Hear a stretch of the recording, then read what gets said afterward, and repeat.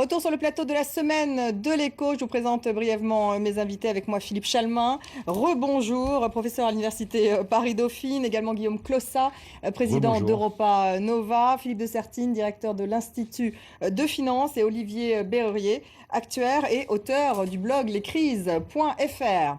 Alors on commence cette deuxième partie avec l'opération coup de poing de la FNSEA, principal syndicat agricole contre l'écotaxe. Cette taxe sur les poids lourds doit inciter les entreprises à utiliser des moyens de transport moins polluants et à effectuer des trajets courts. Une taxe écolo donc, mais qui coûterait, selon la FNSEA, entre 1,3 et 1,8 milliards d'euros pour l'économie française. Alors est-ce un mal pour un bien? Quelques réactions, on en débat ensuite. Mon collecteur de céréales se trouve un peu plus loin, là, sur la route.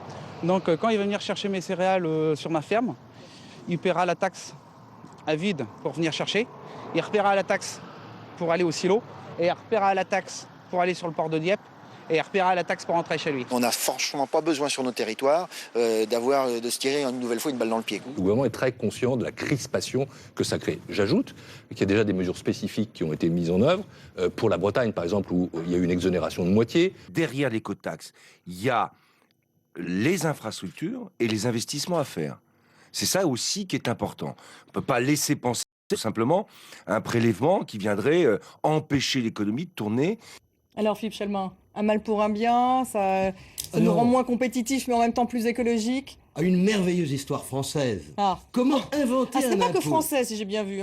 L'écotaxe, on la voit dans un ensemble de pays européens. On est d'accord. Le transport routier de marchandises, c'est très mal. Et c'est vrai que la part de la route dans le transport de marchandises n'a cessé d'augmenter ces dernières décennies aux dépens du rail et de la voie d'eau. Il s'agit en plus des camions qui empruntent non pas les autoroutes, mais les nationales, c'est-à-dire les voies non payantes. L'idée d'une taxe vertueuse pouvait se tenir.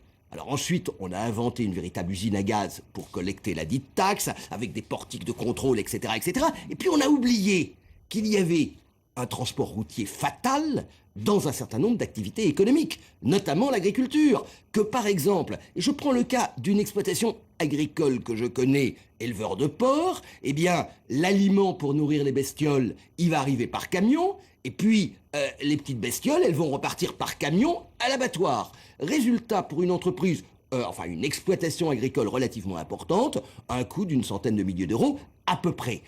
Pour un autre exemple, une sucrerie. La sucrerie, elle transforme une chose qui s'appelle la betterave. Et donc, dans un rayon relativement limité autour de la sucrerie, une trentaine de kilomètres, et on peut faire que du camion. La première entreprise française, Tereos, c'est 16 millions de tonnes de betteraves. Eh bien, vous imaginez ce que ça va représenter pour eux. Donc, problème de compétitivité, c'est une mauvaise taxe? Oui, c'est une mauvaise taxe. Alors, c'est une taxe bonne dans le principe, mauvaise dans son application, car ils ont inventé un véritable usine à gaz avec des logiciels dont doivent se doter les entreprises, etc. Et puis, in fine, je ne suis absolument pas sûr que cette collecte d'argent permettra effectivement de réduire ce qui est un vrai problème en France, c'est-à-dire le développement du transport routier de marchandises. Parce qu'il en est question, ça doit investir, ça doit être utilisé pour l'investissement des autoroutes. Vous avez notamment en agriculture un transport routier fatal que malheureusement on peut difficilement... Il pourrait être peut-être moins polluant, c'est toute la question. Philippe de Sertine. Mais je crois que c'est là encore, on a vraiment plusieurs points qui se chevauchent. La première question, c'est de dire s'il y a trop de transport routier, est-ce que la solution pour le réduire, c'est de dire on va mettre une taxe dessus, c'est-à-dire en disant en fait on pense que ça va coûter beaucoup plus cher, comme ça les gens vont arrêter. Si on pense qu'il y a un problème de transport routier, ça veut dire qu'on doit envisager des alternatives et qu'on doit s'équiper pour cela. La taxe telle que l'envisage le gouvernement français est en réalité une façon de dire oui, je me rends compte qu'il y a beaucoup de camions, si je prélève à chaque fois, je vais gagner beaucoup d'argent. Donc ça nous amène à la deuxième question qui est à la problématique des taxes actuellement. C'est-à-dire évidemment là où ça tombe très mal, c'est qu'on a une augmentation des taxes dans toute l'économie française, que l'on a une baisse de performance notamment de l'agriculture et qu'on rajoute ça par-dessus et on dit c'est absolument ingérable pour aujourd'hui. Puis le troisième point... Pour vous, ce n'est pas le moment, c'est plus une question de moment. Non, c'est même pas... Je dis même qu'à mon sens, et c'est la troisième vraiment question fondamentale, c'est de dire est-ce que réellement, lorsqu'on est en train de dire on fait une écotaxe, c'est ce qui va servir à financer l'équipement. C'est se moquer du monde aujourd'hui. On voit bien que de toute façon, l'ensemble des taxes elle rentre dans un puits sans fond avec en face un déficit qu'on n'arrive pas à combler. Et en réalité, la question de l'investissement, il ne va absolument pas se poser à court à terme. financer le déficit. Ce que vous voulez dire, Guillaume Clossard. Il y a trois questions. On la retrouve bien dans d'autres pays européens. Justement, il y a cette trois questions. écotaxe. Il y a trois questions. Il y a une question européenne, il y a une question bretonne, il y a une question alimentaire. Alors allez vite pour les trois. La question européenne, c'est qu'en effet, cette écotaxe elle existe en Allemagne, elle existe en Suisse, elle existe en Autriche. Elle a déjà été remise deux fois d'ailleurs en France. Le principe, c'est que ça permet de taxer les camions qui viennent de l'étranger, et la France est une des principales plateformes européennes qui est traversée. Et les camions qui passent en France, ils ne paient pas de taxes, alors qu'ils en paient en Allemagne, qu'ils en paient en Autriche, qu'ils en paient dans d'autres. Donc là, il y a un premier sujet, et ce n'est pas anormal, parce que ces camions polluent beaucoup. Il y a beaucoup de dégâts collatéraux. Ils ne prennent pas l'autoroute, donc ils ne payent pas de péage. Ils prennent l'autoroute, et même sur les autoroutes, et puis ils prennent les routes nationales. Donc là, il y a un premier sujet. Il y a un deuxième sujet qui est un sujet agricole et agroalimentaire, c'est que notre agriculture française, aujourd'hui, est très fragile pour les mêmes raisons qu'on a évoquées tout à l'heure pour nos entreprises de taille intermédiaire et de taille moyenne, et qu'il y a un bilan, une stratégie agricole française à repenser pour refaire des marges. On parle d'exonération, c'est ce que et puis il y a une troisième sensibilité, mais on pourra le détailler, il y a un troisième problème qui est le problème breton sur lequel il y a une sensibilité particulière, c'est que la Bretagne, il y a 10 ans, était à l'avant-garde européenne dans plein de sujets, non seulement le sujet alimentaire, mais aussi les nouvelles technologies. Au début des années 80, les Américains venaient s'inspirer au Centre national d'études et télécoms de Lannion, et c'est de là qu'ils ont pensé le Media Lab de Boston. La Silicon Valley doit énormément aux Bretons, on l'oublie, mais on a complètement tué notre écosystème d'innovation, notamment dans le cadre de la privatisation de France Télécom Orange, qui avait un réseau d'incubation national qui fonctionnait très bien. Tout ça a été tué, et ceux qui en plus ont tué ce système sont aujourd'hui au pouvoir. Voilà. Olivier Berruyer. Bon, je partage Bonne ou mauvaise taxe? Bonne et mauvaise, comme ça a été dit précédemment. Enfin, l'objectif est intéressant, la taxe en elle-même est à mon sens assez mal construite pour les raisons développées. Mais de toute façon, plus largement, aussi, comme Philippe de Sartine, moi je pense que... je suis pas très pour cette idée de mettre des taxes quand quelque chose est nuisible. C'est comme pour les transactions financières, c'est comme pour l'huile de palme, c'est comme pour la cigarette. Enfin, au bout d'un moment, vous êtes en train de faire d'une source de financement quelque chose qui est nuisible. Donc vous êtes dans une attitude schizophrénique, vous savez plus s'il faut vraiment l'arrêter. Et si vous l'arrêtez, vous n'avez plus d'argent. Donc si c'est vraiment néfaste, eh bien, on trouve des solutions pour vraiment réduire... alternative à une taxe, ce qui est le plus efficace. Vous pouvez réglementer un certain nombre de transactions. Oui, mais parfois c'est plus simple aussi que d'aller imaginer, parce qu'on va majorer de 5% le prix, l'activité nuisible va disparaître. Et puis alors il y a un défaut français, on invente une taxe, et immédiatement derrière, on invente les dérogations. Bien sûr. Elle est déjà limitée d'ailleurs, cette taxe. Complètement la taxe et de la rendre inopérante. Mais voilà une taxe qui devrait être européenne par essence, puisque ces camions sillonnent l'Europe.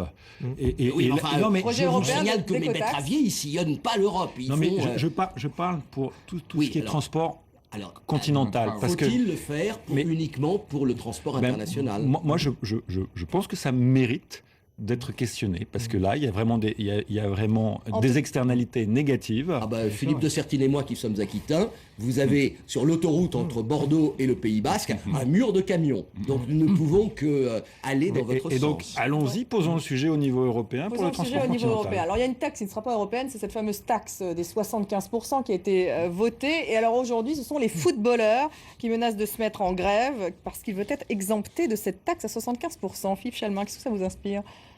Moi, je suis totalement, bien entendu, partisan, alors non pas de cette taxe, mais de son application pure et entière. Je ne vois pas d'ailleurs pourquoi on plafonnerait cette taxe à un certain niveau, ce qui donne un avantage comparatif au PSG. Au passage d'ailleurs, je demanderai à ce que Monaco quitte le championnat de France de football, parce qu'il n'y a aucune raison que nous acceptions une équipe de foot basée dans un paradis fiscal. Je suis désolé, les footballeurs doivent payer. Non, mais le foot c'est pas un sport. C'est une activité de mercenaires, c'est d'ailleurs un marché, vous avez un marché mondial du sport. Je vous signale d'ailleurs que cette semaine, c'était dans l'équipe, il y a aux États-Unis une société qui va coter des parts d'un joueur de football américain, je crois que c'est un quarterback, et donc vous allez pouvoir acheter des actions représentant éventuellement les revenus de ce joueur de football. Nous sommes sur un marché, il n'y a aucune raison, pour des raisons, c'est pas de la culture, c'est pas du sport, ce sont de purs mercenaires. Alors ils Donc vont là, voir en tout cas François Hollande le jeudi 31 octobre, Philippe de Sertine, qu'est-ce qui devrait en sortir de cette réunion? C'est vrai Manifestement, la majorité des Français est contre. Hein. Oui, enfin non, elle est favorable, Et favorable à la taxe ce qu'ils des clubs de payent, football, exactement. les 75%. Non mais on est là dans le symbole complet, quoi. C'est-à-dire, en effet,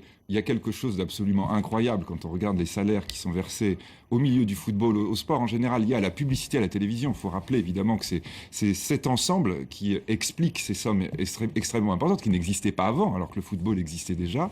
Et aujourd'hui, en effet, sur la question de la taxe à 75%, il y a cette espèce de montée des clubs de football, puisque quand même, il faut rappeler, la taxe n'est pas payée par les personnes, hein, elle est payée par les entreprises. Et là, en l'occurrence, par les clubs, et donc avec cette espèce de, finalement, d'extraordinaire publicité pour le gouvernement, parce que quand on dit, mais ces gens qui gagnent 20 millions, 30 millions dans l'année, ils vont pas payer la taxe. Et donc, en effet, on va dire, c'est une sorte d'aubaine symbolique. Je pense que là, la vraie question... Ils partent ailleurs. Oui, c'est ça. La vraie question serait de réfléchir, qu'est-ce qu'on fait exactement là? Je rappelle d'ailleurs que ce gouvernement a décoré, me semble-t-il, quelques joueurs de tennis et autres pilotes de rallye qui sont domiciliés fiscalement en Suisse. Olivier Berruyer. Sur ce sujet-là, moi je pense qu'on est vraiment en plein délire. On est parti d'un problème qui était les hautes rémunérations, et en particulier les hautes rémunérations des quelques grands patrons du CAC 40 qui ont vu leur rémunération multipliée par 10 en 10 ans, alors qu'elles avaient été tout à fait stables pendant tout le XXe siècle. Donc c'est un problème, c'est une vraie question.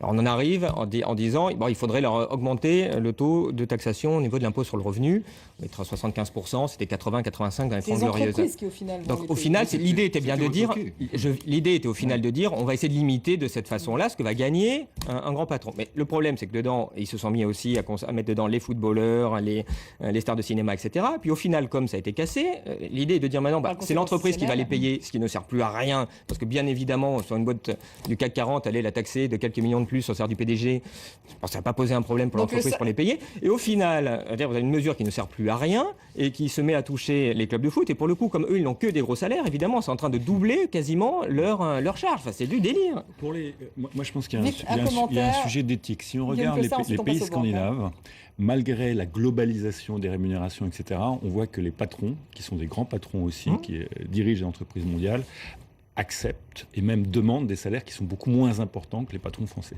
Et donc là, je pense qu'il y a un vrai... Ils sont toujours remontés contre la taxe à 75%. Oui, mais ils sont remontés, mais il y a un sujet d'éthique. C'est-à-dire qu'il y a un moment où on se dit quelle est la vraie valeur que j'apporte à l'entreprise et cette valeur, comment je la construis. Et évidemment, je la construis avec les salariés. Est-ce que ça justifie que j'ai un salaire qui soit 100 fois, 200 fois, 1000 fois supérieur dans certains cas? Ça pose de vraies questions. Alors, limiter les salaires, on va passer aux banques, justement. Il y a un lien d'ailleurs, direct. Gaël Giraud, qui prône une échelle de salaire dans l'entreprise de 1 à 12. Bon. L'économiste Gaël Giraud. Alors justement, la banque américaine, aussi a on passe aux banques, parce que justement, il y a un lien direct entre les hauts salaires et les banques. JP Morgan, donc la banque américaine, qui va payer 13 milliards de dollars à la justice américaine pour solder les procédures à son encontre liées au subprime. Alors, est-ce que les banques commencent à payer pour la crise ou au contraire, est-ce qu'il s'agit d'une simple transaction? Finalement, l'arbre qui cache la forêt a un prix finalement assez faible pour un système qui continue comme avant, Philippe de Sertine. Alors je crois que vraiment, là, alors justement, ils ne sont pas condamnés. Ils ont demandé à l'État américain de faire un arrangement en disant, écoutez, donc on sait que vous nous reprochez un certain nombre d'opérations, on va dire, illicites au moment des subprimes, en particulier d'avoir continué à spéculer, à proposer des contrats alors qu'on savait qu'il y avait un énorme danger. Et donc on a chiffré ça à 13 milliards. Si ça vous va, on arrête tout. C'est-à-dire justement, c'est qu'il n'y a pas de condamnation. C'est une transaction. C'est une transaction. Entre la banque et voilà, exactement, entre la banque et l'État américain. Et finalement, après, déjà provisionné par JP Morgan. Bien entendu, bien entendu. Donc ça, si vous voulez, c'est une sorte de retour en arrière en disant, écoutez, soldons cette histoire, soldons ce moment de l'histoire économique et de l'histoire financière. On l'a chiffré à 13 milliards, c'est très spectaculaire, qui est quand même une somme absolument astronomique par rapport à tout ce qu'ont jamais pu payer des banques ou des grandes institutions financières dans des contentieux avec l'État, y compris aux États-Unis. Et donc, après, on n'en parle plus. Après, est-ce que ça signifie qu'il y a eu un changement? Est-ce que ça signifie que le rapport, et c'est ça qui est très important, entre notamment le secrétaire d'État au Trésor, c'est-à-dire l'administration fédérale et les banques, et Wall Street a réellement changé aux États-Unis? La réponse est non. Non, bien entendu. On est encore aujourd'hui, de toute façon, façon dans de l'émission de monnaie folle par la Federal Reserve qui oblige le système financier américain à inventer tout un tas de procédés qui sont tous des procédés, des bombes en puissance qui risquent de nous exploser assez vite à la figure et qui sont en réalité des reproductions du système des subprimes. Donc c'est quelque chose qui est incroyablement hypocrite et effectivement qui va permettre, on va dire, de dire aux États-Unis les banques ont payé. Philippe Chalmin, pour conclure. Alors, parce qu'il y a une autre affaire de JP Morgan, c'est Countrywide, oui, Bank of America, qui avait été racheté. Et c'est eux qui avaient été les plus gros pourvoyeurs, au fond, de subprime. Maintenant, écoutez, moi je vais apparaître totalement cynique. Il y a également une procédure c'était effectivement des emprunts pourris. Mais ceux qui les ont refinancés étaient censés quand même regarder un petit peu. Donc vous parlez de Fannie Mae et Freddie Mac, écoutez, qui ont fait faillite, renfloués ensuite par l'État américain. Oui, mais enfin c'est Fannie Mae et Freddie Mac qui auraient pu probablement beaucoup plus tôt tirer la sonnette d'alarme et dire écoutez, à Countrywide, je ne vous refinance pas ce type d'emprunt dans la mesure où vous vous attaquez à des gens qui manifestement ne pourront pas. Mais est-ce que les créanciers, les banquiers ne doivent pas payer tout de même pour cette crise? Olivier Berruyer, et on termine. C'est plus que l'hypocrisie, c'est un scandale. Enfin, l'idée est en gros, bon voilà, vous volez 100 milliards, vous allez payer 50 milliards d'amende. Évidemment, le système continue. Je veux dire, personne ne va en prison dans cette histoire de subprime, contrairement à ce qui s'est passé. Oui, mais enfin, vous allez avoir une personne. Enfin, les faillites des caisses d'épargne aux États-Unis, ça a été des centaines et des centaines de condamnations pénales. Donc évidemment, le système du coup perdure. Il n'y a aucun changement. En France, on fait une réforme de séparation bancaire qui ne sépare rien du tout. Donc là, on est exactement dans la même situation que donc le système perdure, sauf que la crise européenne de la dette, est ce qu'elle est. Merci à tous les quatre d'avoir été mes invités. Merci à vous de nous avoir suivis. On se retrouve la semaine prochaine pour une nouvelle semaine de l'écho. Et bien sûr, merci à Farah Bouchrak d'avoir préparé cette émission. Restez avec nous sur France 24.